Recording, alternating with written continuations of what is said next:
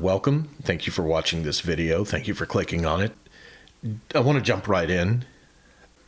Basically, the premises of this video is we've seen a lot of videos breaking down what we thought the problems with the sequel trilogy were.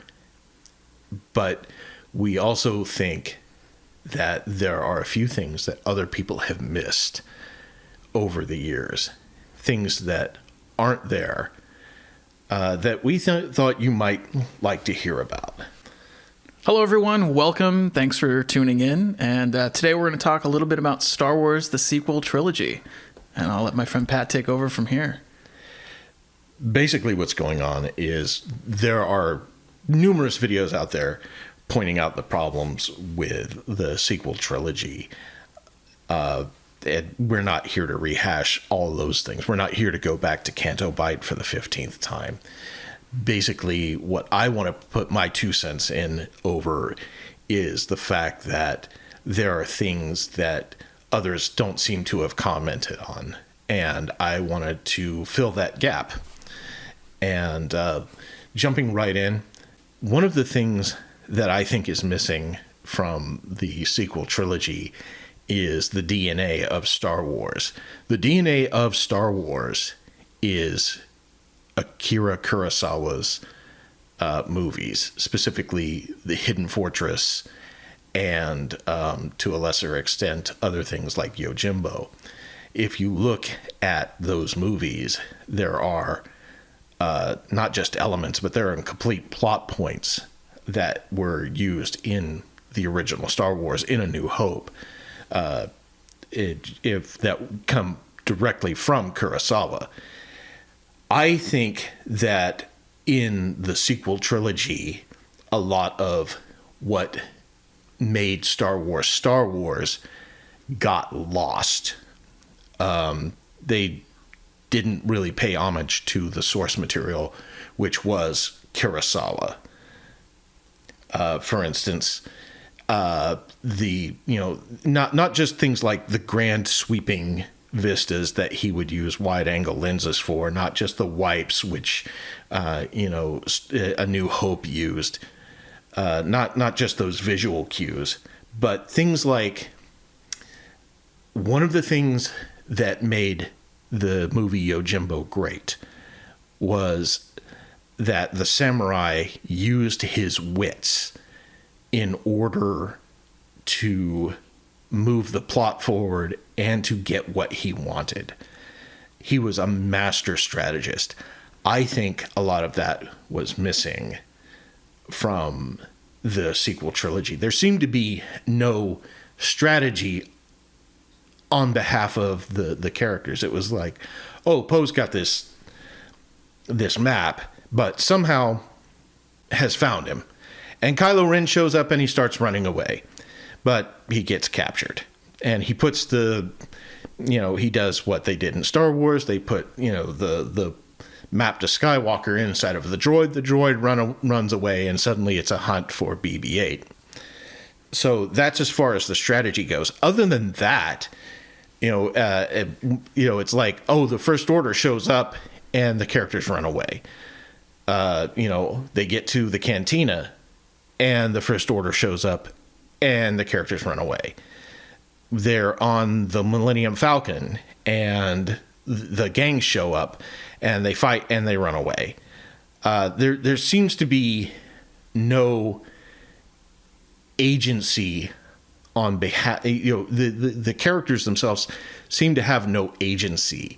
They seem to have no independent strategy for getting done what they're doing. Plus, what does Han Solo want getting BB-8 back to the Resistance? What does he gain? Why doesn't he know where Luke is? Why isn't he concerned? Does he not know Luke? Well, anyway, it gets into a whole other thing. There are 100 other questions, but the bottom line is there seems to be no strategy on behalf of anybody going to do anything. Whereas in Star Wars, it's a case of She must have, it's a game of chess. Oh, she must have hidden the plans inside the droid. Send a detachment down to retrieve them. But they're one step ahead because they get picked up by the Jawas. Yeah, it's a game of chess, basically. One piece is moved in, and then, the other side moves a piece, and then it's sort of this, they're consistently countering each other in the originals, Right. And so in the new ones, we sort of miss that strategy of, okay, here's this happening. Now we're going to think about what's the best strategy to move in next, rather than just, let's run away, Right. They get to the Death Star. Okay, kid, what's your plan? C-3PO, hand me those binders. Okay, Han, you put those on. Don't worry, Chewie. I think I know what he's got in mind. And we see their brains working. They get to the control room. We need to find the power source for the tractor beam. We power that down, and we're good to go. Right. I don't think you boys can help with this one. Stay here. Watch over the droids. Yeah, and it's much like the Yojimbo, where it's the strategy. It's not about who's the most powerful. Clearly, Darth Vader's the most powerful. I guess that's debatable. But, it's like, it's about who's the smartest, who strategizes. And I feel like we missed that in the sequel trilogy. Rey doesn't strategize. She just is powerful. And that sort of makes, it removes sort of the oomph of story, for lack of a better term. And, yeah. Yeah, so they're on the Death Star. They know they're going after the princess. The princess isn't the end game for Darth Vader. Getting the plans back is. So right. He lets her make her move. She might be useful to us yet. Yeah, exactly. And, you have the whole strategy of, them planting the tracking device on the Millennium Falcon and, it going off, so he lets them escape thinking they got away, right? And in the end, that was the whole plan. Easy. You call that easy. Yeah, exactly. They let us go. They're tracking us. Yeah, so she knows what they're up to, but she goes and lets them track her there anyway, which may have been part of her strategy. It's like, okay, now we know the weakness, how do we get to them? We'll bring them to us. Yeah, just let them come. We're going to be ready for it. Right. They're never going to get another opportunity. And if they attack the Death Star, right, then there's sort of this like, oh, somebody jumped out of hyperspace. They're coming after us. Whereas if the Death Star is on its way to attack, they probably weren't expecting the retaliation that they got, Right. So in any case, like I said, there's strategy. There's a game of chess going on. There's thought behind the actions of the characters. And in the sequel trilogy, we don't really see that. It's always a case of, oh, we need to, we need to run away. I think the closest thing we see to a real strategy for that sort of thing is when Finn is getting, what's his name? Poe? Mm-hmm. Yeah. How memorable he is. Yeah, the closest thing we see to a strategy is Finn taking Poe and, escorting him to the TIE fighter. But then they got, then what happens? They get found out and, it's fight and run away. Yeah. And from like a script writing perspective, what that does is it creates passive characters. And passive characters are never interesting. Because if you have a character that has stuff happening to them, it's boring. But when you have a character that's actively, especially your protagonist and your antagonist, if they are actively making decisions, they come to a fork in the road and they go, I'm going to go this way, or I'm going to go this way because, and they do it. For example, in Empire Strikes Back, Luke hasn't finished his training yet. And he knows that Vader's coming after his friends. He knows it's a trap. And Yoda tells him not to. He has two options. He could stay and train with Yoda let his friends potentially die, or he's going to do what he thinks is right for his moral compass, and he's going to go save his friends. And so you have this fork in the road, and even though it's the wrong decision, which is usually what makes a story interesting, it's a decision, and he's actively pursuing something. And because it's morally, correct, you could say, we feel for him. I would do anything to save my friends. Right. Yeah, the trap was set. Boy, Lucas does like his traps. You and your friends are falling right into my trap. Everything that has transpired has done so according to my design. Oh, you missed the big one. It's a trap! Oh, yeah. Yeah, it's a trap, see? No, that's not what he sounds like at all. I'm going to touch on one other thing. You mentioned the influence of Kurosawa and it's not being there. And I don't know how much of this is actually an influence, but there's a grunge texture to things that exists in Kurosawa. They're out in, these areas. Things are dirty and it's realistic, right? And in the original trilogy, they're, when they're on Tatooine, everything is dirty and grungy, and they fell into a freaking garbage disposal basically on the Death Star, and they come out and they're dirty, and things are gross. And Han Solo he's basically a homeless dude living in his van, right? Right. And so things are going to be grungy and dirty, and he's sort of doing all these patch repairs, and it adds this texture to the movie, through sound design and stuff, which I think we'll touch on later, that lacks a little bit in the new ones. They're so clean and so precise that we sort of lose that organic texture, visually and through sound. And it's a used universe. There was a little bit of that in the prequel trilogy. Mm-hmm. Everything was shiny, everything was new, and it made sense in the context of the prequels. But in the sequel trilogy, things are a little bit too clean. Things are, and that's not my biggest gripe, not at all. But you're right. There is no used texture to everything. Yeah. Like even the scenes on Jakku probably could have done with a different color grading or something like that. Yeah, or add some more grunge to Rey's outfit, or put some dirt on her face. I don't know. She's also homeless and living in a, I don't know. She's living in a disused AT-AT walker. ATST. AT-AT, that's the big one. Was she in the AT-AT? I think she was living in the big one. She was living in the big one? Yeah, oh, okay, yeah. All right. Not the chicken walker, is it? No, the chicken walker. No, she was living in the one with 4 legs. So, yeah. it's like... Yeah. Okay, so she's living in a big van. Yes, a very big... maybe we can call it a tank. I don't know. She lives in a, Right, like where do these people shower? Well, I was just about to say that. Yeah, it's like... If you don't have the ability to shower and do all these, like, she probably wouldn't smell that great, and you kind of would look at that, and she'd probably have dirt on her face and stuff. And how do they cut? Well, okay, cutting their hair maybe isn't a problem, but where do they bathe? Where do they wash their clothes?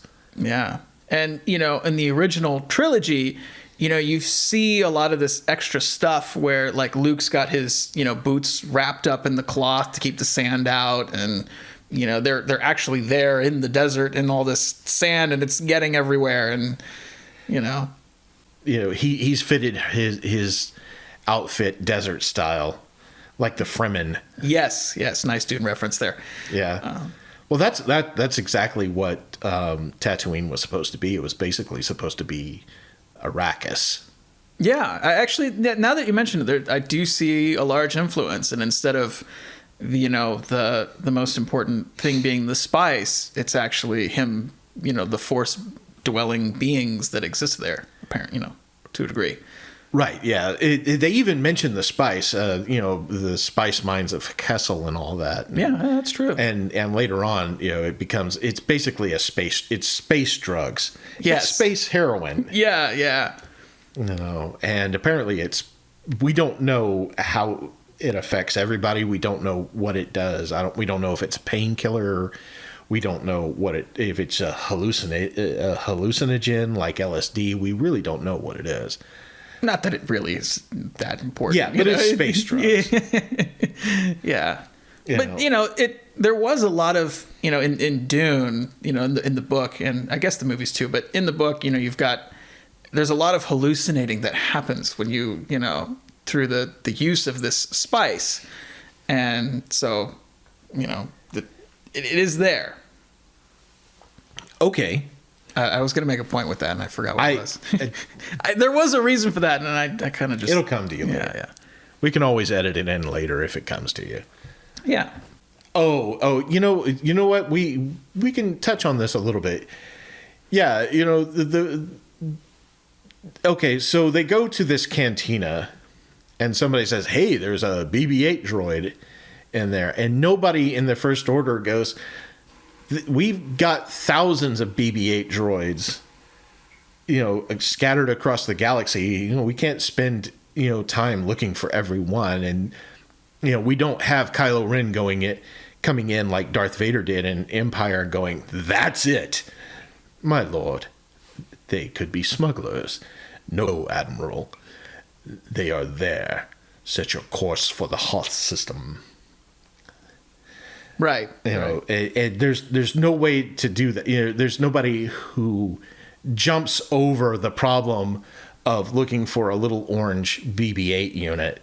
It would be like coming to Earth and looking for a yellow Ford. Sure, they exist, and sure, there's only so many of them, but honestly, if you were looking for a single yellow Ford, how many of them would you run across before you found the one that you were looking for? And then by the time you find it, does it still have what you want?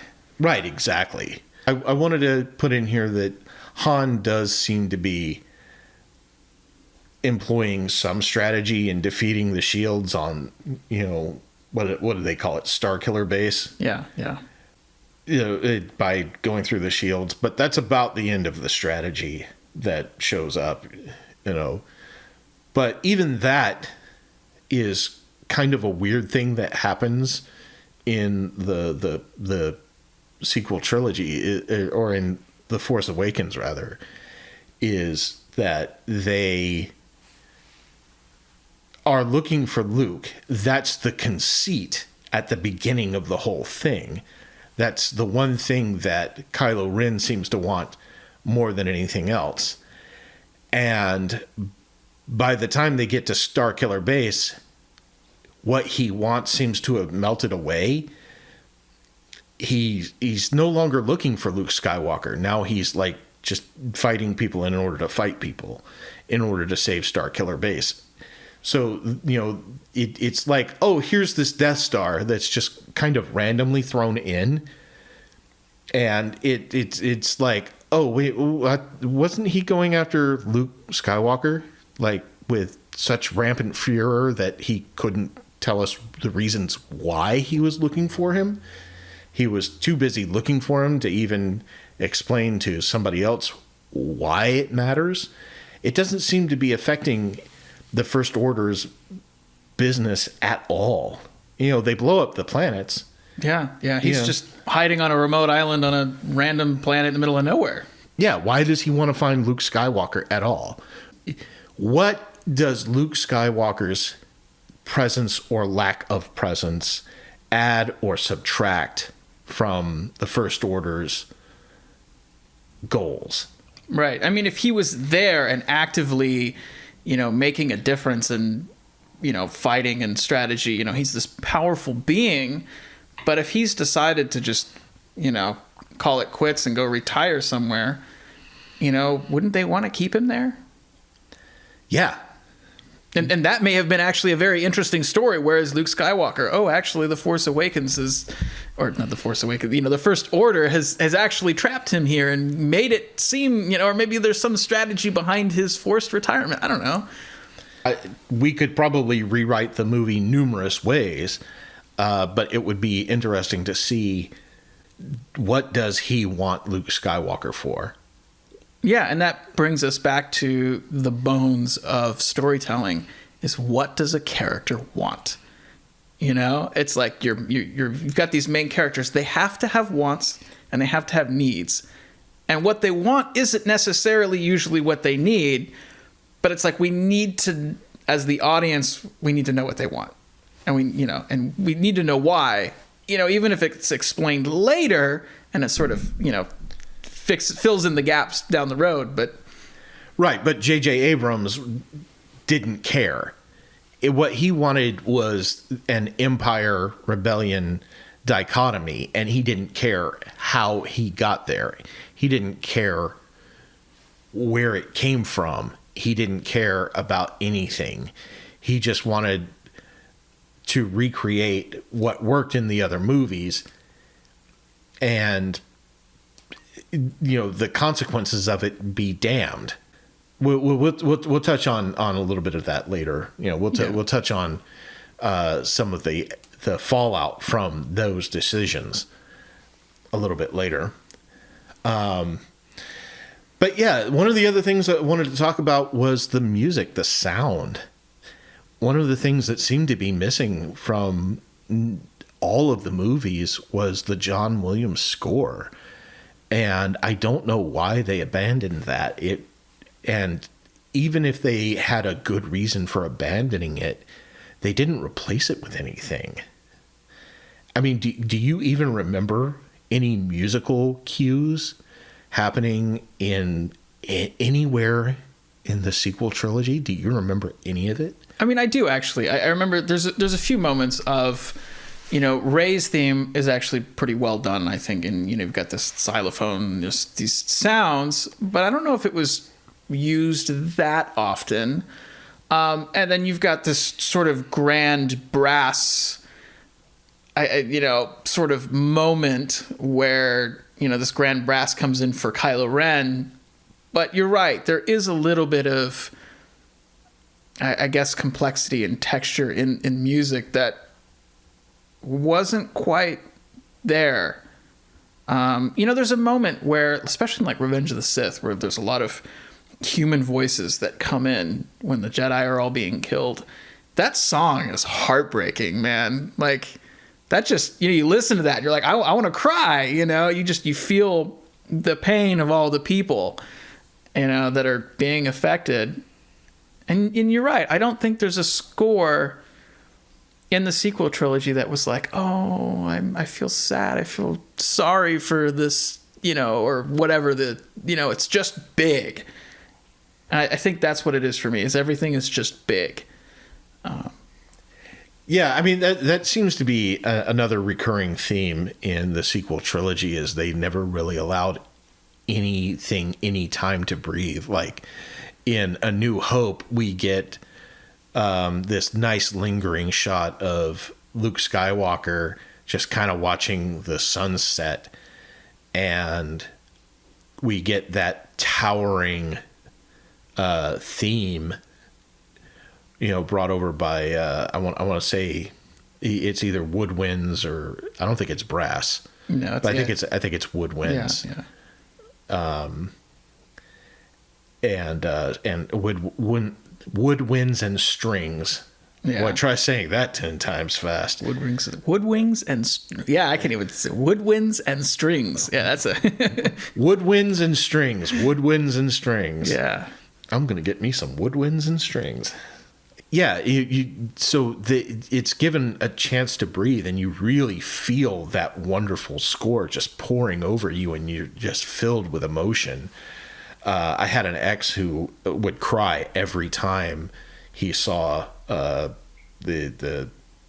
Luke, when that scene would come on, it would just make him choke up. Yeah. I think that's a great point, in that the originals, we really had room to breathe. And that's something that we see in older movies like Kurosawa, right? Where there's this long landscape shot, and we're given a moment to breathe and absorb the scene. I watched a movie by Alfonso Cuarón recently, and he spent so much time on these sets, making it, you're so immersed, and there's these long shots that you just kind of sit and absorb what's happening, and you're very immersed rather than just action, action, action, action, action, action, you know? Right. Yeah. We were given a chance to build tension. Yeah. You know, it's kind of like the end of Yojimbo. On comes the samurai character, and all we see is the dust kicking up behind him, and him slowly walking towards, you know, these men.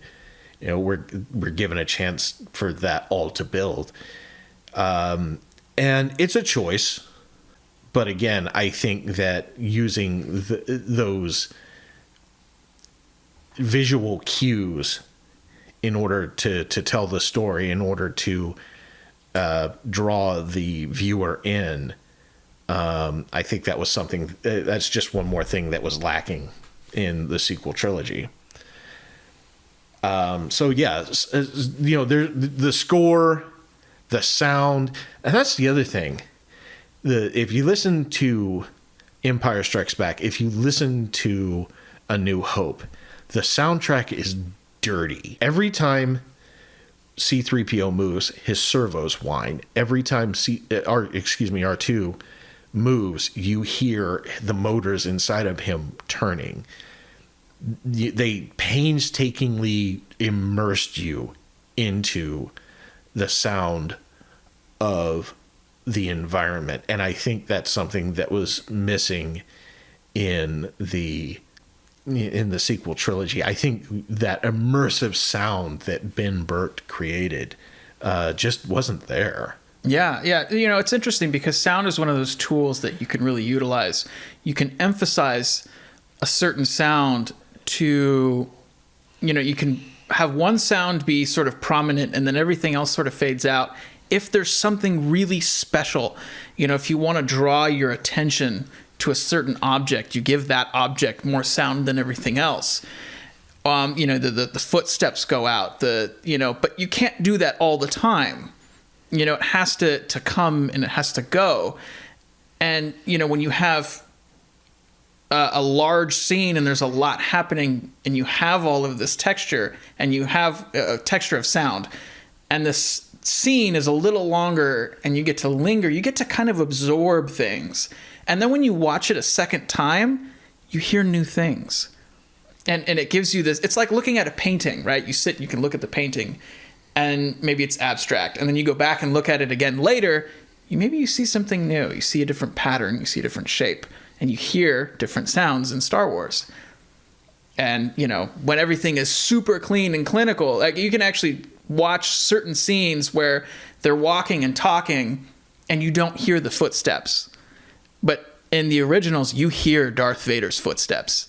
Right. They're there for a reason. They're menacing, you know, and his breathing. I mean, it's him breathing, right? But it adds so much emphasis on who he is. And this is just, you know, you hear his breathing. Oh my God, it's Darth Vader. You don't even have to see him, you know? So that's my take on some of the sound. Yeah, remember that there's an old saying, 60% of a movie is sound. Yeah, absolutely. And that's not hyperbole at all. That was taught to me in film school or film class. You know, I remember, I think it was my high school film class. I was sitting there and the teacher walks up and he said, you know, how important is film on a percentage? And of course I knew it because I think you had brought it up to me at some point. I was like, it's 60%. You know, wow, that's great. So, you know, they even teach that in film classes, you know, that, you know, in the bones of film, sound is one of the most important aspects. I mean, go watch Star Wars and turn the sound off. You know, see how long you last watching that movie. Right, exactly. You kids with your talkies, I'm telling you. Oh man, back in my day, that's missing from the sequel trilogy, and honestly, it's missing from the prequel trilogy just a little bit too. Yeah, I agree. There is a little bit that was missing. We touched on it really briefly, but I'm going to come back to it now. One of the problems that the sequel trilogy had was that Leia was not a part of the legitimate government of the New Republic. She was a general in what's called the Resistance. Why is it, well, first of all, why is it the Resistance and not the legitimate government of the galaxy? Right, exactly. You know, because in the prequels, right, we had the Republic, and now it's what happened to the Republic? They're just there? Well, they had no standing army, you know, which kind of made sense because it was all, you know, who they were supposed to fight against. They had nobody to fight against, you know. Okay, and then along come the Separatists, and now there's a debate as to whether they need the army, and that gets the ball rolling on the Clone Wars. Okay, fine. But in the New Republic, they theoretically shouldn't have anybody to fight against. So they're probably going to have some sort of forces, though, because Leia Organa is not blind. She knows that a military is a necessity, a necessary evil, if you will. Yeah, yeah. I mean, you know, her parents were from a time where there was basically a civil war, a galactic civil war. Right. And so, you know, she probably knew that there was going to have to be something in place to prevent that from happening again. Because isn't that basically what the First Order is it's a group of separatists that have broken off and decided they like the way of the Empire.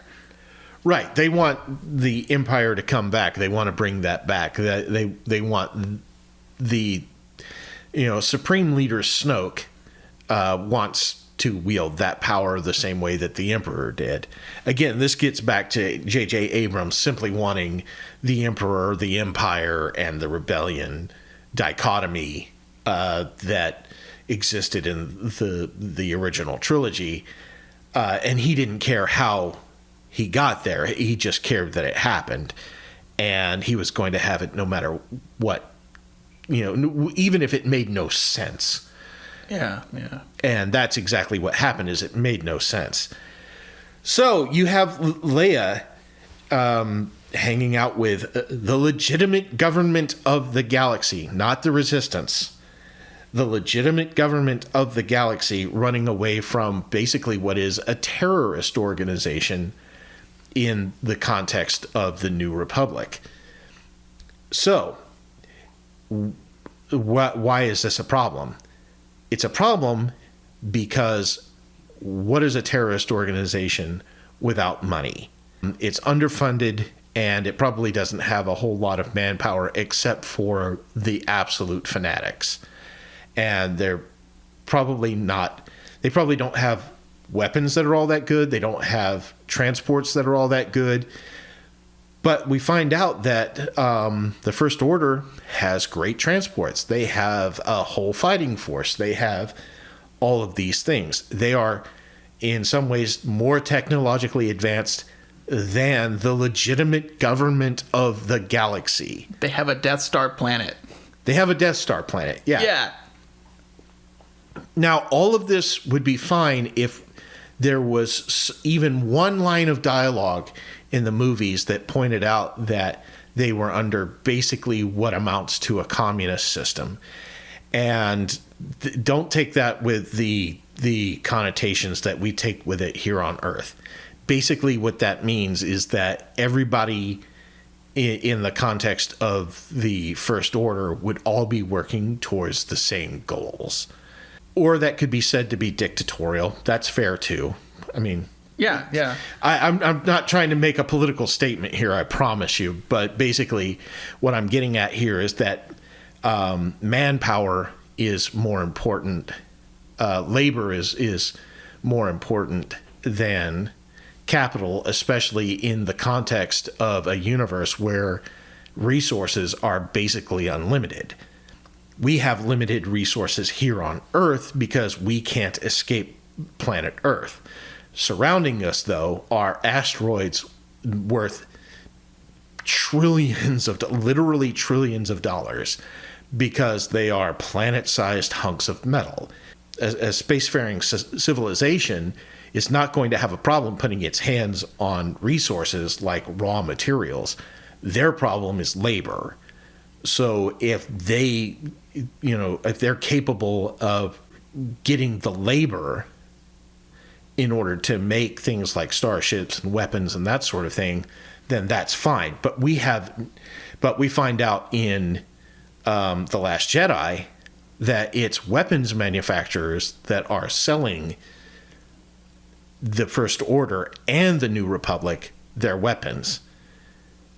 And that becomes a problem because it makes Leia look like a punk, to be honest.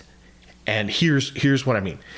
What's the first thing that any government does against a terrorist organization? They go after their funding.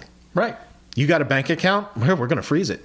And we do that to other governments. In fact, the United States, I believe, has done it to Iran, to whatever extent they can. Yeah. Or limit trade going through. Right, like we do to North Korea. Yeah, or Naboo. I mean, there was trade federation coming in and limiting what could be imported and exported. Right. Yeah. So whatever imports Naboo needed in order to survive, they suddenly weren't getting those. Right. And there's another point too of like, if the First Order is buying weapons, where is this money coming from? Because if you look at the prequels, right, the Separatists, they were funded. They had, politicians that had come from the legitimate government, the Republic. They had the banking clan. They had the Techno-Union army. And then they had the labor because they had all the Geonosians to build all the droids, who probably built other things beyond that as well. And, the Trade Federation, these are all big, well-funded organizations coming together. And the First Order just sort of is like, hi, here, we have this now, Yeah, there's no rhyme or reason as to where their funding comes from. Does it come from Snoke? Maybe. That would certainly explain the gold lame robe, right?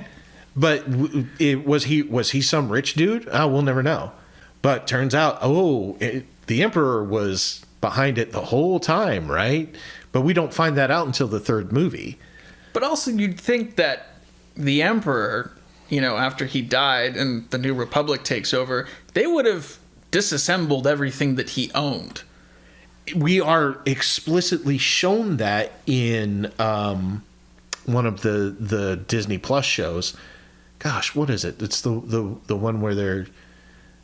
it's not The Mandalorian. You're thinking of Andor? No, it's not Andor. That's during the Republic.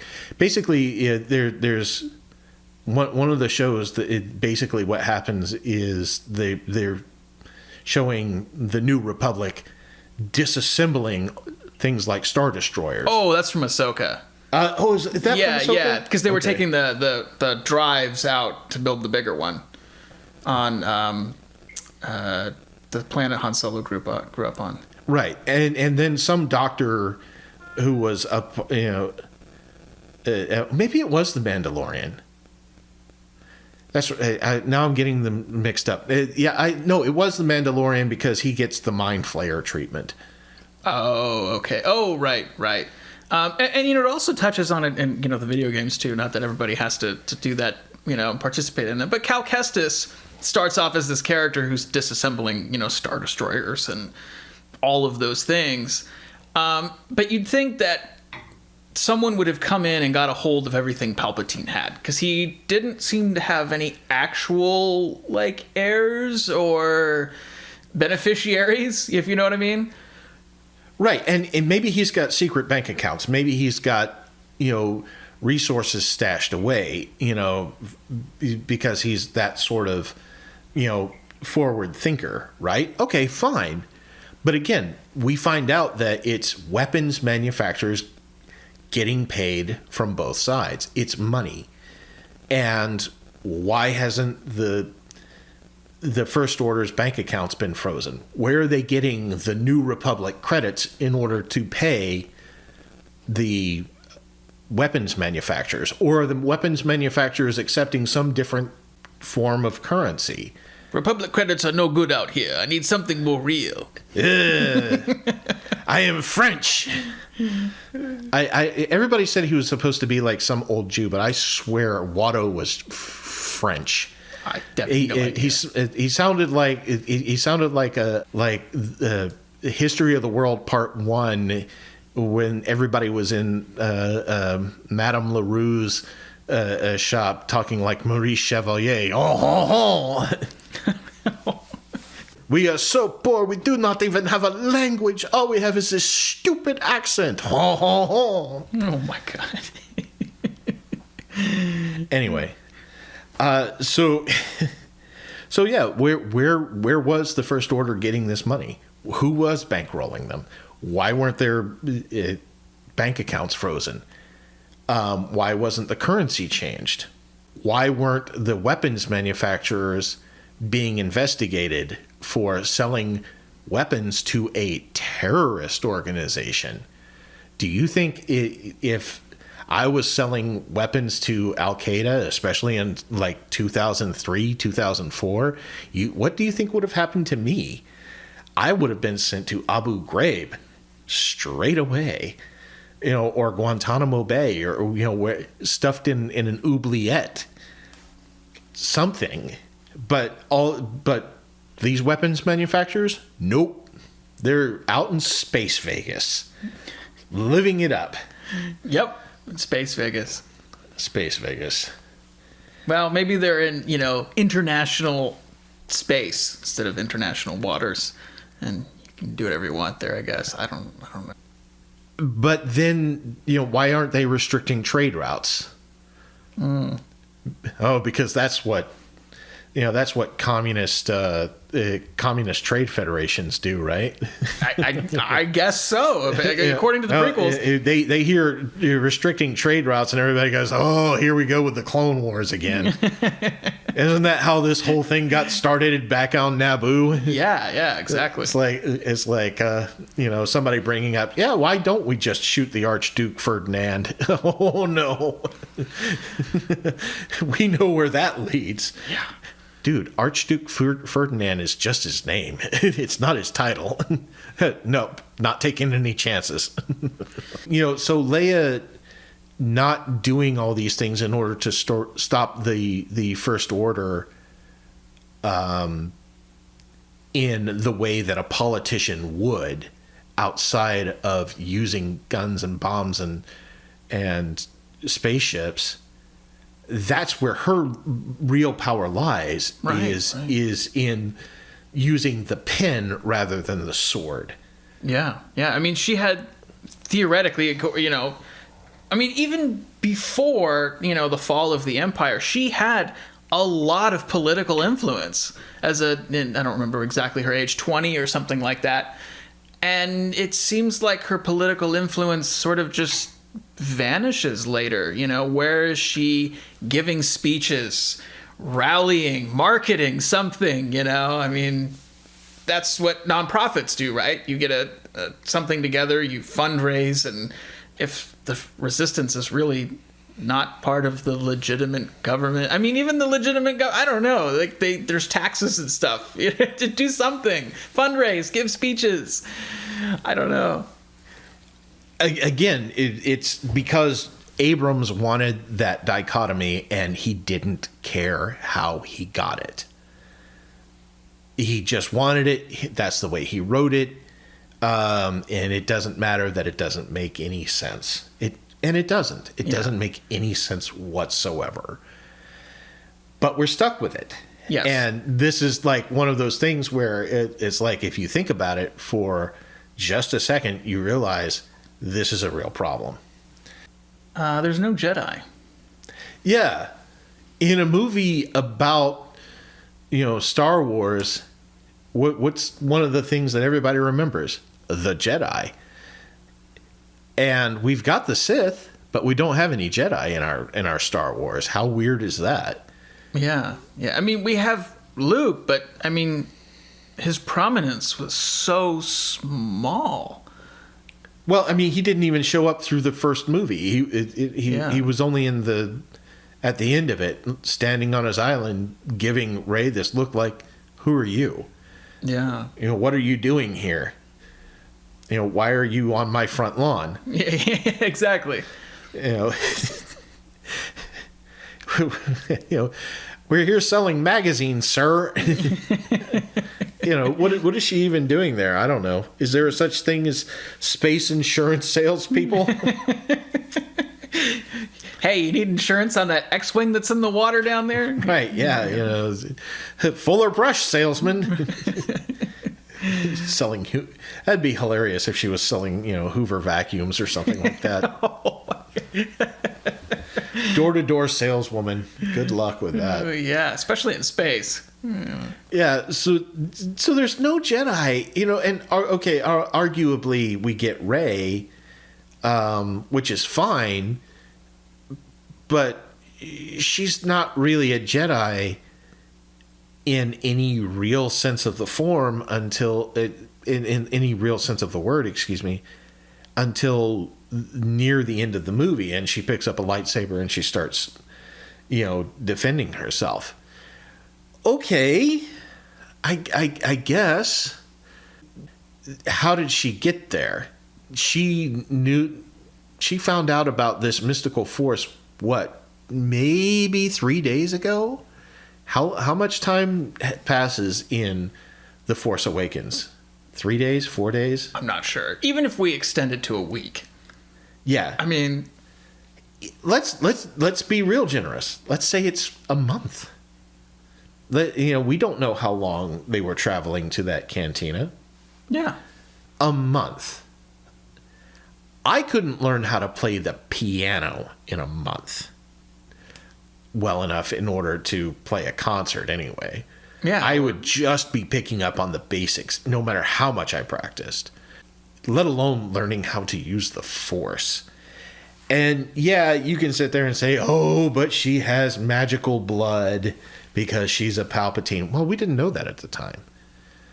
Well, and then also too, it sort of defeats the most powerful are the smartest ones who can strategize, not necessarily who's the most powerful. Otherwise, we have a repetition of sort of the reason why DC movies don't do well. It's like you bring in one guy who's super powerful, and then the next. It's all about who's the most powerful, not who strategizes.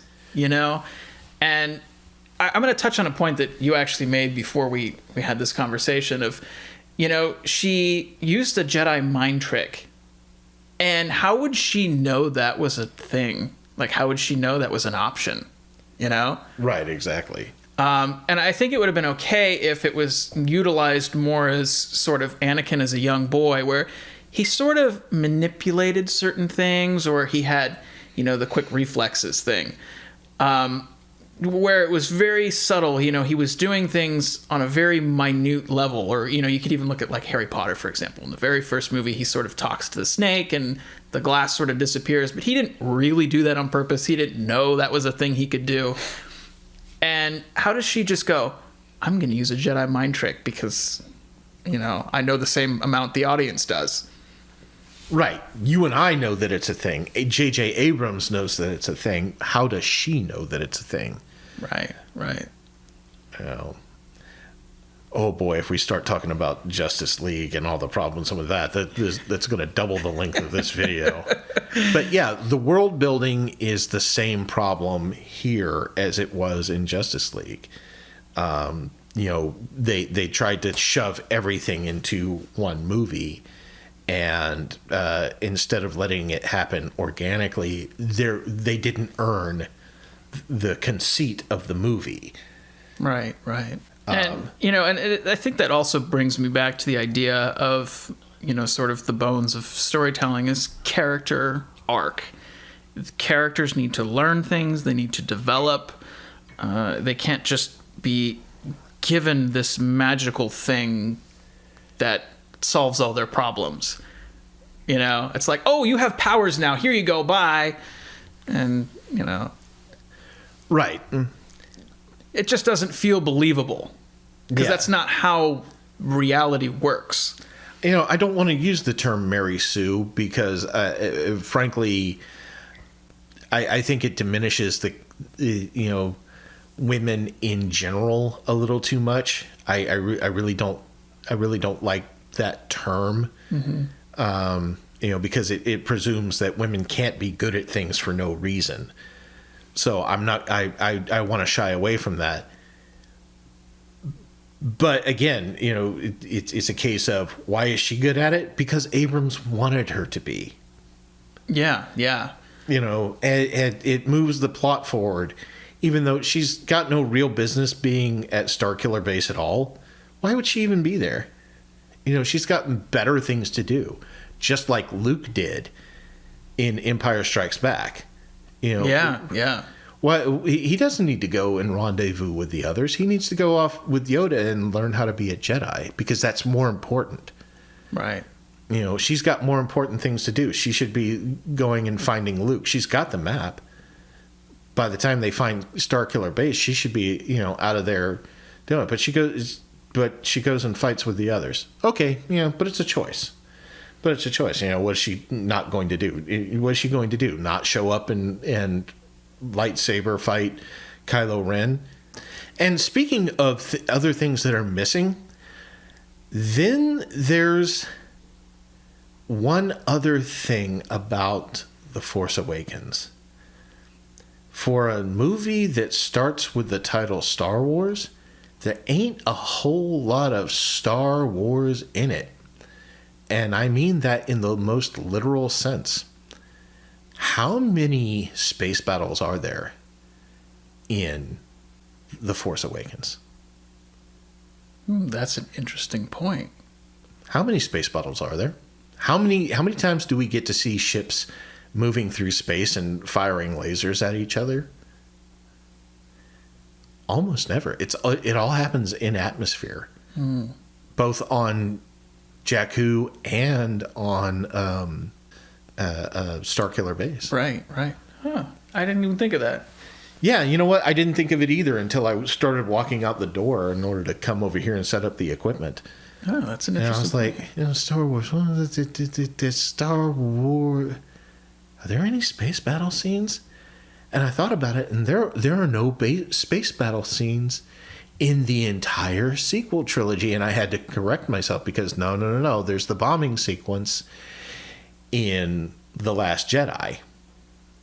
It starts with a space battle. Right. And moving on to The Last Jedi, the movie opens with the last few ships of the legitimate government of the galaxy, who has destroyed the First Order Starkiller Base and presumably everybody on it, which theoretically should have greatly diminished their manpower because there's a lot of people there. Not like the Empire, who, yes, they would have had a lot of personnel on that base. Yes, they would have lost millions and millions of people. But that's only one base. There are thousands of capital ships in other parts of the galaxy. So the legitimate government of the galaxy, which they keep on calling the Resistance, is running away from the well-funded and technologically advanced and better armed First Order. Even though we saw back in Return of the Jedi a much bigger fleet used to attack the second Death Star, in spite of the rebels not being the legitimate and presumably in control of the money government of the galaxy, we see them running away. They are outgunned. That's a very good point. They are outgunned by what should be an underfunded and disorganized terrorist organization. Yeah. I mean, even though they've scored a huge victory. Yeah, that's a great point. That it's even smaller than the Rebellion. I don't even think I thought of that. But the Rebellion is just a bunch of people who came together and said, well, we don't like this empire. And, you've got the Mon Calamari who clearly know what they're doing and can build giant ships and, Right. And even the Rebellion was part of the Empire at one point. And then, in A New Hope, we've got, I think it's Governor Tarkin who walks in and says, yeah, the Senate's not going to be a problem for us anymore because the Emperor has just dissolved them. Yeah, exactly. But, that's adding to your game of political chess. Right, exactly. The regional governors will now be in direct control of their territories. So now Princess Leia, who is a part of the rebellion, who is no longer has power as a member of the Imperial Senate at all. Right. That's something that's removed from her. But the First Order has the bombs. Boy, they where are they getting all this? Who's bankrolling them? Again, that all gets back to, why is the legitimate government of the galaxy so poorly armed? Why do they not have more ships? Why do they have so few ships that they get blown out of the sky in one battle? Yeah. Oof. And they're running out of fuel. It is interesting, too, that fuel is something that was implemented for the sake of the story in this case. And fuel, I feel like, is one of those things that's like plot armor. It's implemented in order to make the story work. This character will be indestructible until I deem them not, And, yeah, it's just... Yeah, it's not our hyperdrive has failed, which totally makes sense on the Millennium Falcon because it's a flying hunk of junk, and everybody who lays eyes on it is immediately impressed by the fact that it stands up at all. Yeah. Again, he's the homeless guy living in this flying van. Yeah. You can just like in Spaceballs. Yeah. Oh my gosh, I never put that together. Oh my God, they do. They live in an oversized RV. They live It's an RV, not a van. It's an RV, but it's just a large van. Oh, I never put that together. Oh, that's brilliant. Why are they outgunned? Why do they not have resources like fuel? Why do they not have refueling stations? But okay, all right. I'm not the first person to touch on the problems with fuel, but I'm going to say it anyway, just in case you haven't heard it from those other people. In the context of a galaxy in a world that runs on non-sensolium, to suddenly introduce a limitation like fuel feels a little like writer's convenience. It's not a problem with their hyperdrive, which would make total sense. Maybe they've been damaged. It's a little bit like adding a requirement that you now have to charge your lightsaber, every time you use it before combat. Right, exactly. Once you introduce that element, you have to think about it every time you write. Every time. And one of the great things about the past is that we never had to think about it. The starships never ran out of fuel. Right. It was just like, it's like watching a Fast and Furious movie and wondering, hey, do these guys ever stop by a gas station? No, they're driven off the power of family, okay? Yeah. These cars must get fuel mileage that's described as both miles to the gallon. They can't get, and they can't have huge tanks, 25 gallons at the most. So even if they're getting 5 miles to the gallon, they're getting 125 miles down the road, and that's it. Yeah, especially if they're driving that fast at that, and high that of an furious. RPM. Yeah, and that furious. If you're racing, you run out of fuel fast, Right. That's just the nature of racing and getting a vehicle to move that fast. Right. So what do? They ignore it. And that's exactly what they should do. And that's why bringing it up is so infuriating. Because now that's something we have to think about every time we look at it. And, we're looking at the X-Wing going, there's no way. There's no way it gets that kind of fuel mileage. There's no way it's getting from one side of the galaxy to the other without fueling up, right? We have to think about a lightsaber. Oh, come on.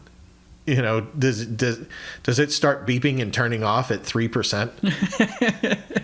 Dun dun dun dun. Oh no! It's got a little chime to it too. Yeah. You're like, oh shoot, my lightsaber's running. Give me 5 minutes to charge it. Oh god! It goes into a software update like an Apple. Oh my god! It's really bad timing, man. Okay. So the fuel is. I'm not going to alight on that any further than I already have, but so Poe Dameron starts this bombing run. He starts this fight, even though Leia's like, "Get your butt back here," and he's like, "No, I'm doing this," and all of a sudden, all these support ships show up. Are they on Poe Dameron's side? Are they listening to the legitimate leader of the legitimate government of the galaxy, which is Leia Organa, General Leia Organa? Is she not going to order the ships back? Are they all going to get a slap in the face too? Well, no, because they're dead, right? Yeah, exactly.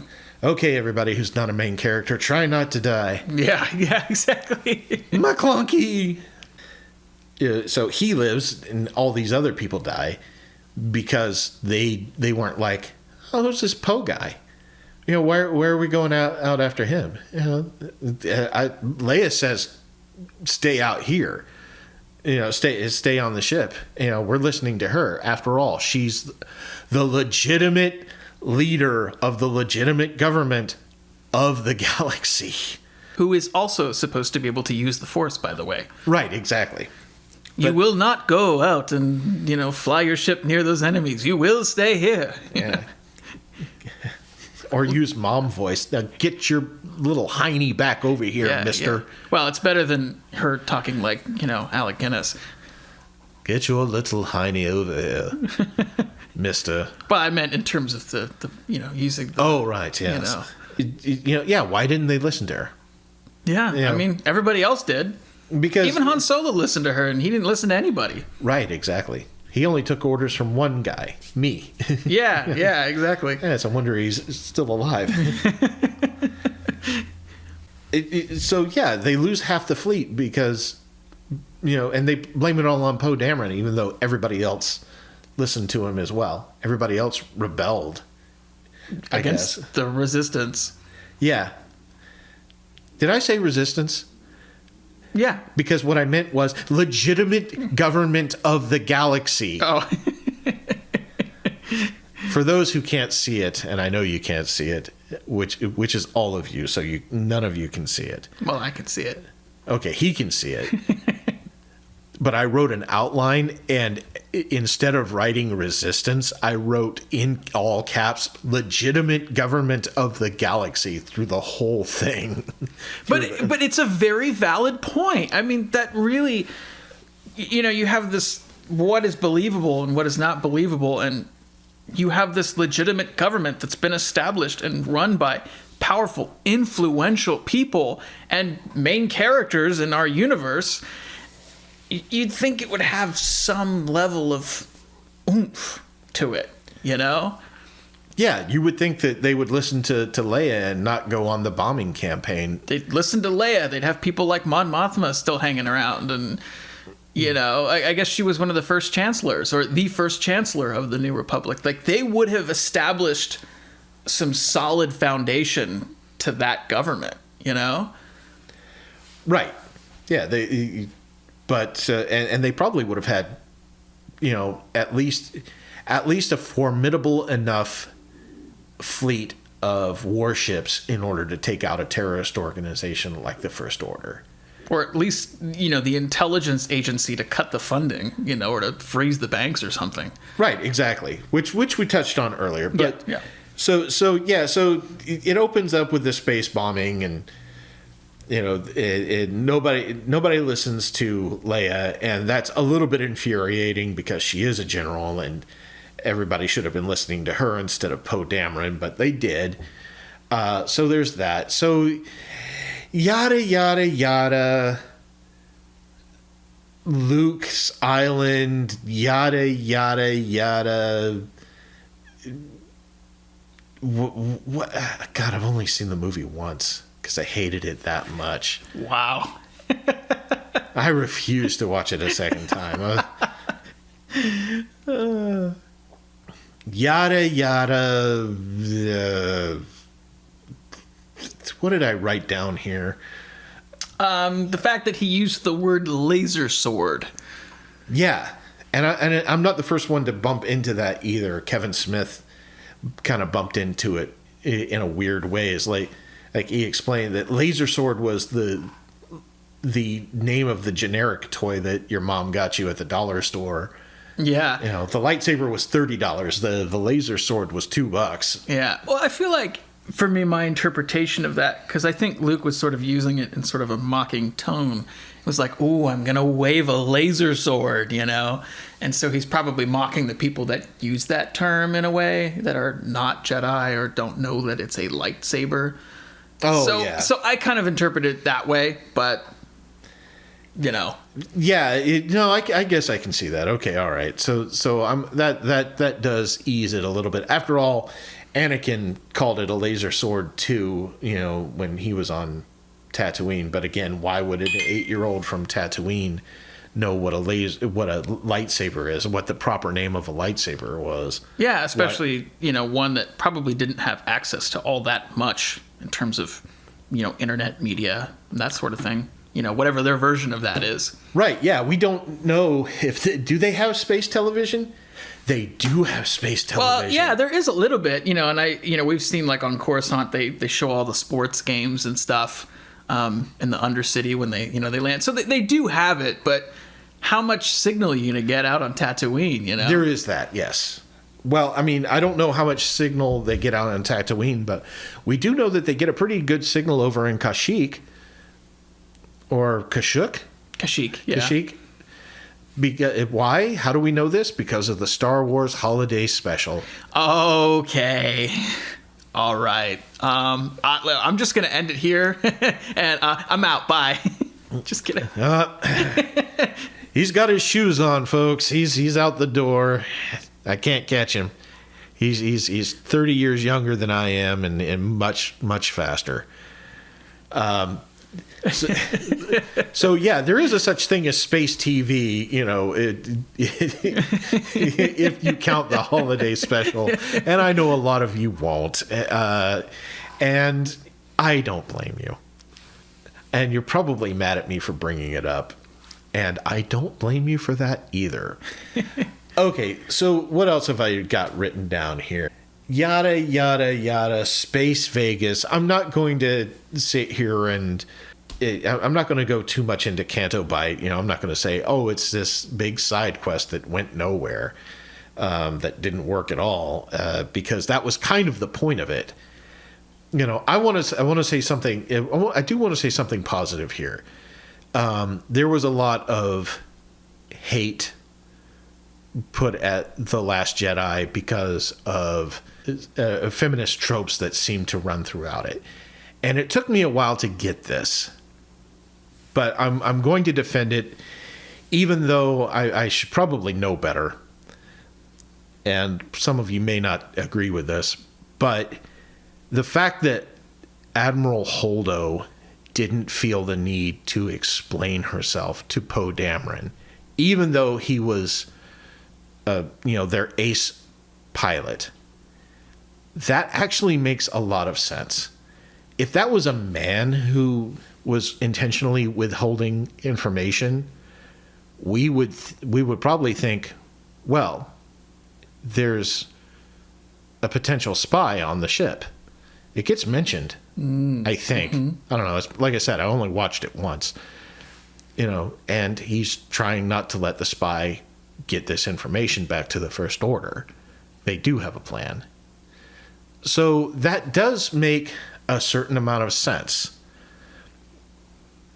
I still think Poe should have been trusted enough because, he did risk his life for a map that didn't seem to affect anything in any way. Yeah. Think about it. By the end of The Force Awakens, nobody had found Luke then either, and it didn't seem to change a damn thing. They still blew up Starkiller Base without him. Yeah, exactly. So what did they need Luke for at all? It was this 2-hour-long shaggy dog story. But getting back to it, like nobody would have questioned Holdo had she been a man. Although I was sitting there, I do remember sitting there in the theater going, wait a minute. She's acting awful strange with holding this, but Leia seems to trust her. Maybe she is the spy. That would have been very interesting. Yeah, but of course, by the end of the movie, we find out that no, she's giving her life for it. So so I guess girl power. I don't know. Well, I think too. There's an interesting point that you made that that Leia trusts her. So there's got to be some credibility to that too. That maybe somebody else didn't have. I don't know. Right. Yeah. So, everybody who was upset because there were feminist tropes going through here, just think about whether you would feel that way if Admiral Holdo had been a man. Would you be questioning her actions as much as you were? And maybe you would. Maybe you make the argument for it. It's one of those things we can't really know because it's something that didn't happen. Right. I do like the point though that you made that I think maybe could have been emphasized more in the movie was that maybe there was a spy, and if you're withholding information because you don't want the First Order to know that you do have a plan, I think if there'd just been maybe a touch of emphasis on that, then maybe that would have eased that for some people, Right. But the other thing is we find out that the First Order is tracking them through hyperspace. And what's Leia using? She's using a hyperspace communicator that's, literally on her wrist communicating with somebody. Rey, I want to say it is. Again, I'm not going back to watch it. I'm just not. Rian Johnson, you can go to hell. I do like some of your other movies, but yeah, sure. Yeah. You and Ang Lee both owe me $12 each. $12. Yeah. Okay, Ang Lee, to be fair, Hulk was a long time ago. He only owes me $8, but you still owe me $12. I want my $12 back, Rian Johnson. This is going to bring me to a point, too, is that, we owe, at least for me, we don't know how much influence the director is actually allowed to have. There is an overruling group of people that will say, we want this, we want that, we want a powerful female character, which is great. But, maybe you've got somebody else who says, we want toys, or we want BB-8, we want a new droid that's cute so we can sell merchant. You have all these different people wanting different things, which anyone who's worked in a corporate company or any large organization or anything that has a board, it doesn't work because it turns into a big mush. And so I wonder how much, Rian Johnson wanted to do, or maybe his intentions were, sort of scratched out. How much executive meddling was there? Right. And there could have been quite a bit. A lot of people blamed Kathleen Kennedy. And whether that's deserved or not is something that I don't know enough about in order to confirm one way or the other. But no, you absolutely make a good point. Maybe it was a case of, wow, The Force Awakens made us, what, $2 billion, something like that? Yeah. A lot. It's up there, yeah. Yeah. And, and of course it was, because everybody was going to go see it no matter what. Because it was a new Star Wars movie. Yeah, it was like, oh, what's going to happen? What's this? Oh, of course, it was destined. It was always going to make that kind of money, and that's great. That's fantastic. And maybe they took a look at the second one and said, well, we need to up that by 10% or 15%. Yeah, yeah. And here's how we're going to do it. And the pressure's on. It's on from every direction. So you're right. Maybe Rian Johnson was working under an impossible set of circumstances. Yeah. There were pressures that he just couldn't take on. I'm willing to give him the benefit of the doubt on that. Yeah. But until he gives me my $12 back, we're never going to have that discussion.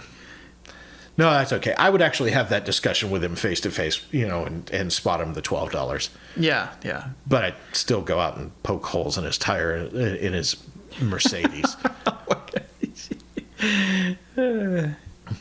No, I wouldn't do that. I wouldn't poke holes in the tires of his Mercedes. I'd pour sugar in his tank. Oh my Cost God. even more. Okay, all right. So yada yada yada, Canto Bite, and again we get back to one of the other things where which I've mentioned before is like we find out in Space Vegas that the First Order and the legitimate government of the galaxy are both being sold weapons by the same people. But one is obviously got more advanced technology than the other because they're tracking them through hyperspace instead of having something that can counter hyperspace tracking technology. Right. Right. And again, what Rose Tico should have done is gone back to Leia and said, "Hey, we're the legitimate government of this galaxy, right? We should have access to their bank accounts. Why don't we cut them off?" Yeah. And maybe that doesn't occur to her. Maybe she's not wise to the ways of how terrorist organizations are counteracted. But you'd think that she would still report that information to someone like Leia Organa, who would know to do that.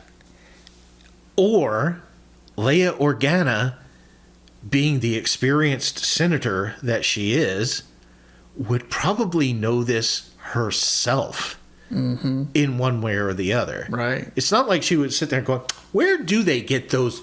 She's not the Joker standing there on the balcony looking at the Batman. Where does he get those wonderful toys?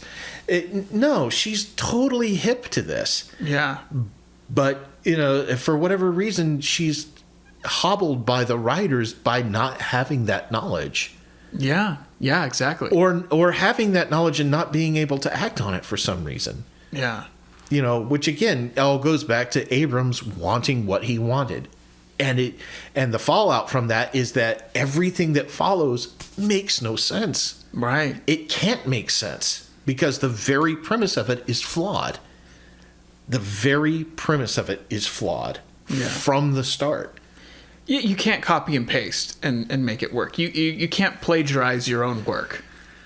It wasn't even his work that was plagiarized. Well, he did own it, but yeah. Lucas plagiarized the work of Kurosawa and made it work. That's true. That's true. And Flash Gordon, by the way. That's true. It has, yes, there's the space battles and everything. Yes, it's not as campy as Flash Gordon was. Maybe I didn't watch a whole lot of Flash Gordon. I don't know how much camp there was in there, but there was probably a whole lot of golly gee, Flash. Yeah, yeah. There was a whole lot of golly gee because it was the 50s. Of course there would be. But again, why does Leia not know about this? Or why isn't she able to do anything about it? It's infuriating. But it's something that I don't think anybody else noticed. And that's one of the reasons we're doing this essay is pointing out things that I don't think other people have noticed. Yeah. Okay, so yada yada, Broom Boy. It ends on Hoth. Rose Tico gives him a little kiss that seems to come out of nowhere. And when I walked out of the when I walked out of the movie, I called it a 2.5 hour long Shaggy Dog story. Now, do you know what a Shaggy Dog story is? No, that is not within my terminology. The original Shaggy Dog story is this. Somebody lost a Shaggy dog and, puts out a reward poster, and a guy thinks, oh, wow, I found his Shaggy dog.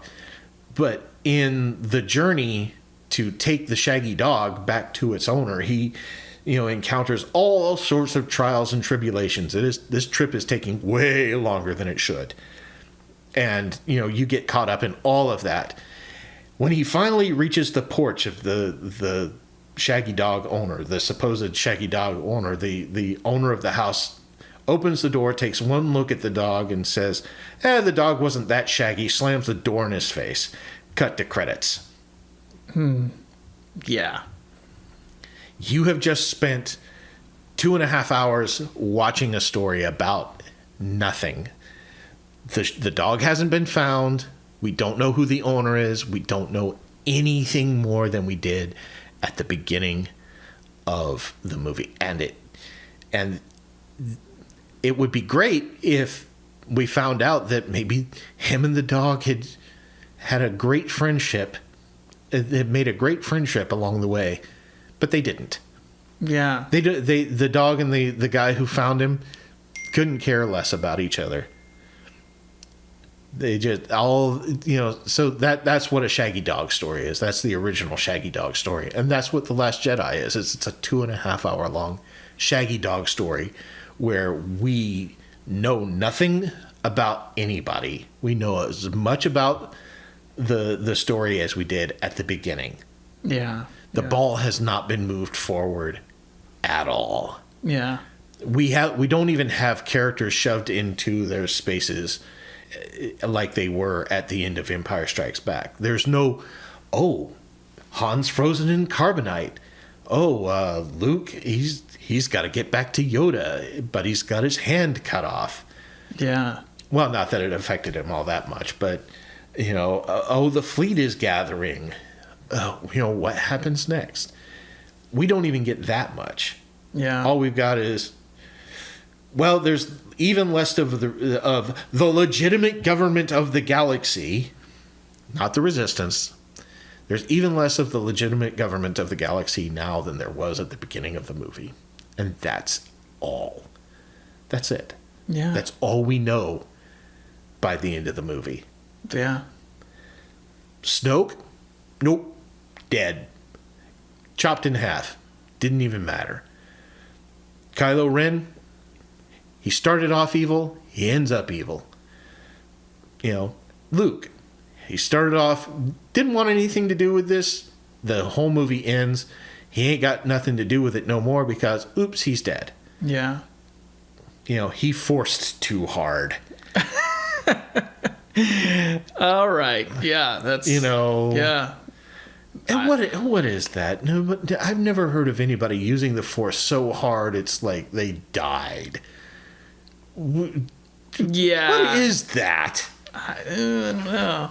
I don't know. Does the strain take its toll on you physically? I don't know. Does it work that way?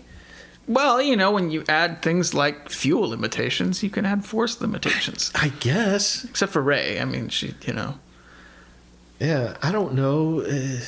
Or if you're a dark side user, then you have unlimited. You look ugly. I don't know. Yeah.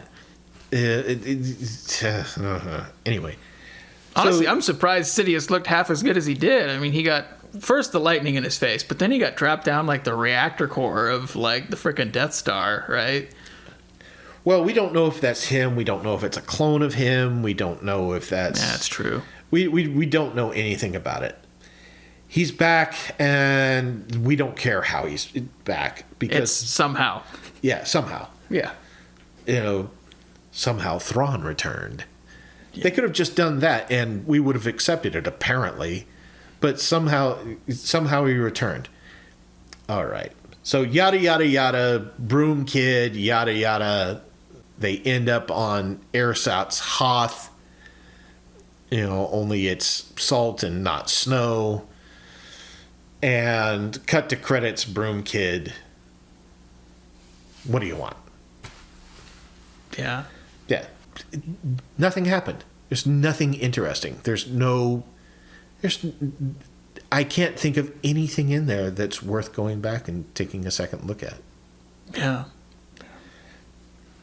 Not even something like that iconic scene in Empire Strikes Back where you get this beautiful shot of, Vader at the top of those stairs and Luke ascending those stairs to him. Yeah. Oh, yeah. Beautifully shot. Yeah, right? yeah. And you get those red and blue lights. It's like, wow.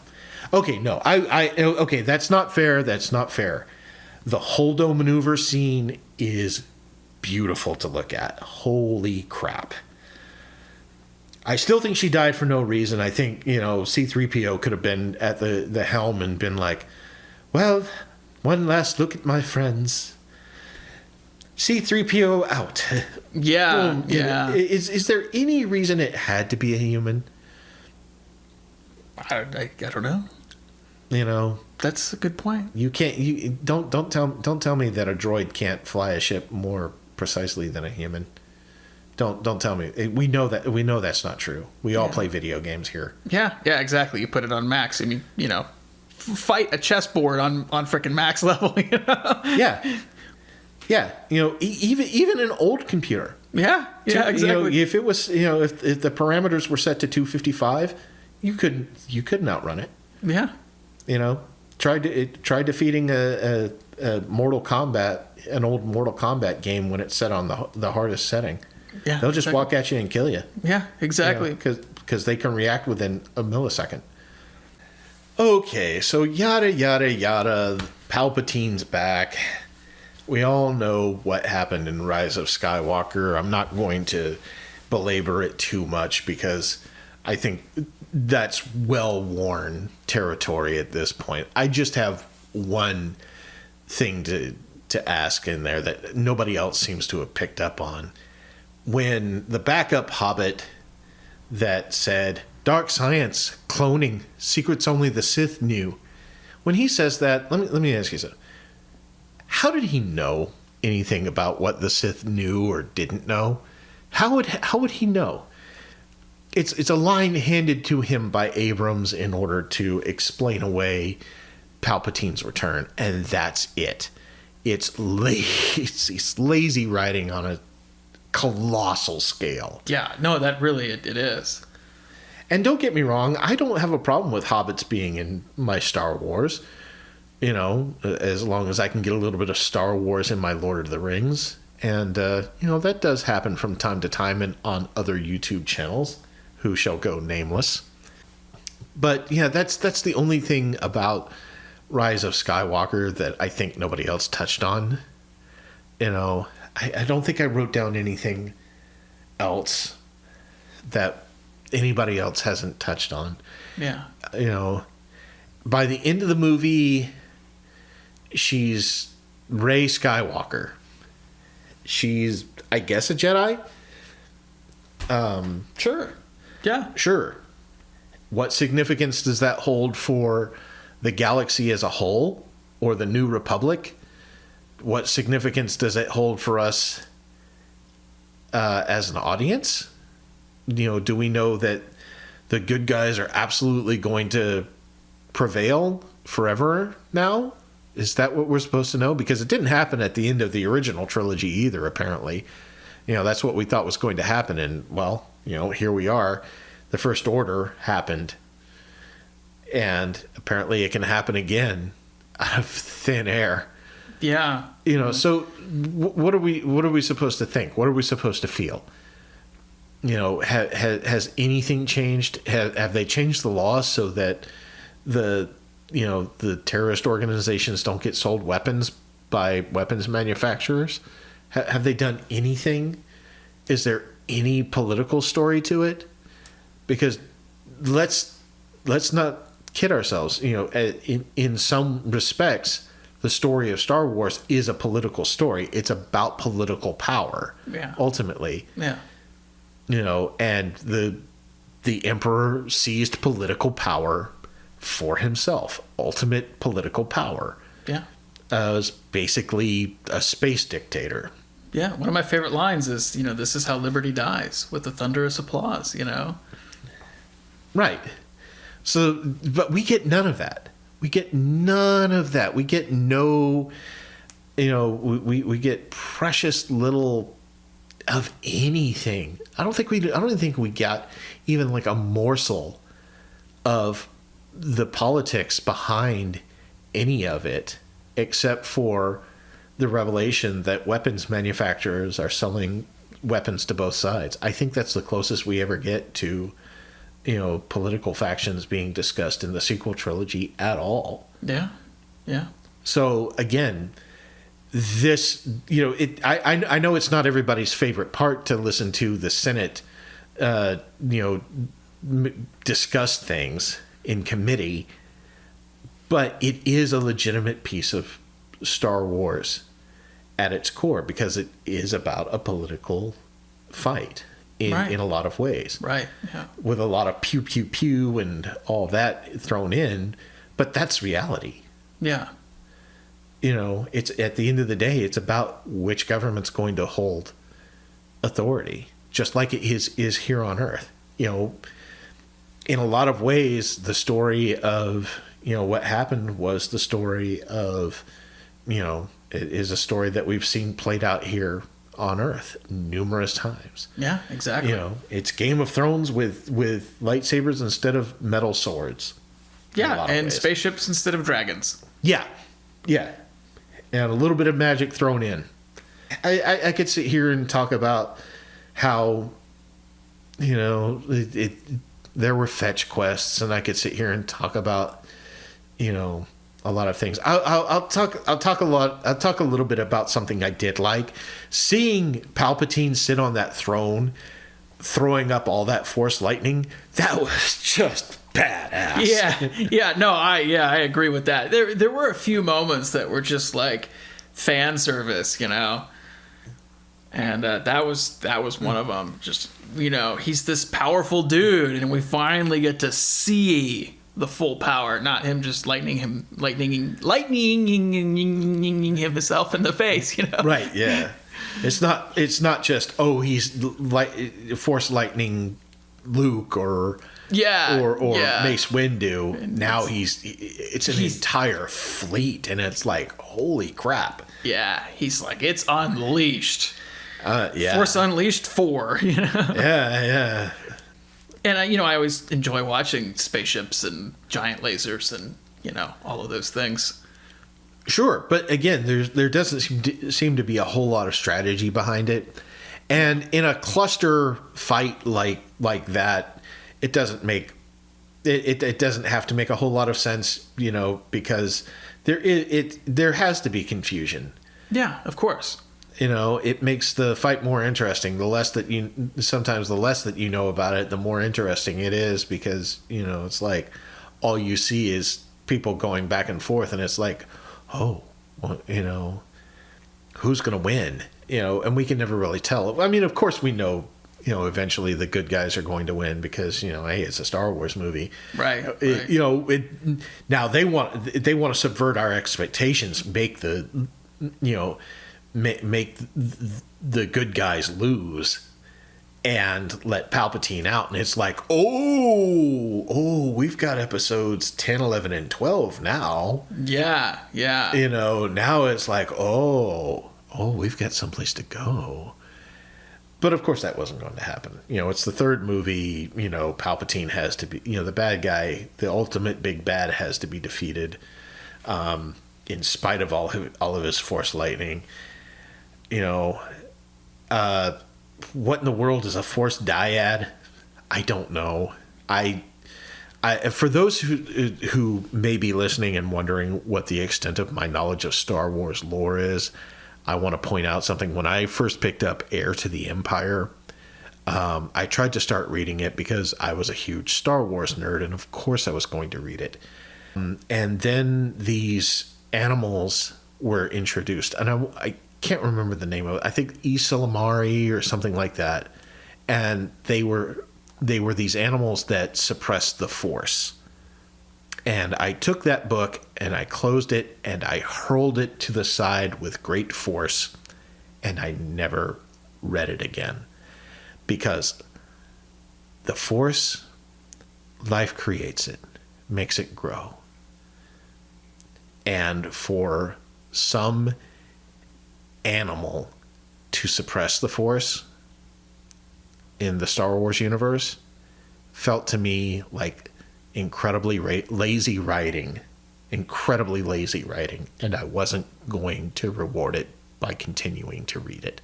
And I know a lot of you did, and I know a lot of you love the Thrawn trilogy, but I had to throw it away. I've never gotten past that. So, do I know what a Force dyad is? No. And guess what? I don't care. I really don't. You can tell me what it is. You can tell me down in the comments section, and I'm sure you will. But I don't care. Is it in any of the other movies? Is it ever mentioned before? No, it never is. And I'm not doing homework for the sake of a movie that doesn't even want to be internally consistent. I do like the books personally. I haven't read all of them. I do like more of the, I think, Old Republic books, and there's like hundreds of books basically out there at this point, so good luck reading them all. But, right. I didn't read Heir to the Empire, or whichever one you were just mentioning, but... That's the one with Thrawn. Oh, is it? Okay. Yeah. I've only read... I think I read the first Thrawn. I don't remember. Or was that the first? Maybe that was. I don't know. I'm not sure where the extended universe first picked up after Return of the Jedi, to be honest. I want to say it was Heir to the Empire, but I could be mistaken. I maybe it was... Well, no, Rogue Squadron definitely would have been set in the original trilogy. Right. So, no, I truly don't know. So, any of you who are wondering why I don't know what a Force dyad is, now you know why. I read Splinter of the Mind's Eye when I was a kid, and I had to disregard that book, too, for reasons that if you've read it, you understand why. The books lack internal consistency. And I'll give you a perfect example. One of the extended universe books that I did read was one called Death Star, where it's revealed that Governor Tarkin's first name, by the way, dig this, Will Huff. Interesting. How Nazi is that? Yeah, wow. He's such a space Nazi that he's even got like a German first name, Will Huff Tarkin. Anyway, so what's my problem with this book? One of the things that's mentioned in the book is that the suit that Darth Vader wears has a lot of flaws in it because it was put together hastily in order to save his life. And the reason that he can't upgrade it and make improvements to it is that if he got out of the suit, even for a brief moment, it would kill him. Okay. And I accepted that. I was like, oh, okay. I never really thought about whether or not that suit was comfortable for Darth Vader. Never really occurred to me, but I guess I can see how it would, since he was burned. Yeah. That would probably be very, very uncomfortable. And then we get to Rogue One, and there he is out of the suit in a Bacta tank, completely disregarding this thing that's said explicitly in one of the books. He also does take his helmet off in the original trilogy. There's that scene where we see the back of his head. Right, but he is in a chamber, so it does make a certain amount of sense, but we never see him out of the suit completely. So again, it's one of those things that's just, it's not internally consistent. It's just not. And the second you break that internal consistency, you lose your audience. Yeah. Continuity is key. Yes. So, yeah, we get to the end of the movie, Rey is still Rey. She buries the lightsabers in sand because, hey, everybody likes sand, right? Yeah, well, at least Snoke's going to go after it. That's true. She has no connection to Tatooine whatsoever. She has, as far as I know, she would have no reason to believe to know that it even exists. But she shows up there. Luke was probably like, "Oh, what are you doing on this backwater planet? There's a bright center to the universe. You're on the point that it's farthest from. Why are you even here?" And Leia's there in Force Ghost, in Force Ghost form as well. Gee, I was enslaved by a giant slug on this hunk of desert rock. But I guess we're here. All right. Yeah. I'm a Force Ghost now, so I'm good. I don't know. Yeah, Anakin certainly loved that, there was somebody there. Yeah. Oh, he never set foot on it. He sent a detachment down to retrieve it. Yeah, he wasn't going down there. Yeah. It's got sand all over the place. It's coarse, it's rough, it's irritating, and it gets everywhere. Especially when you have a big, giant spacesuit. Yeah, exactly. If he's one rip in that leather, gets snagged on something, in comes the sand. Oh, boy. It's there forever. Yeah, exactly. You got to just patch it over with some space duct tape, and that's the end of it. Especially, it really sucks because maybe you only have yellow. Oh, no. That would just be the best if, like, Darth Vader's suit had all kinds of patches on it that were completely like weird colors because that's all he had at the moment. It's got, like, their version of Hello Kitty, tape on it or something. Because, Gary the Stormtrooper, that was all he had, Yeah. All I've got is blue. Well, it'll do. Just get it on there, okay? Gary takes a look through the hole. Oh, my God, what happened to your knees, man? Don't ask. Lava might have something to do with it. Well, it was my first day with the hook. Oh, no. Yep. All right. Well, this just about wraps it up. Thank you for listening. Comment down below. Tell us, did we get something right? Did we get something wrong? Do you hate us now? Do you hate us more with each passing moment? This is the internet. These sort of things do happen. But we made this video for you, for the people. Thank you for watching. And may the Force be with you. May the Force be with you.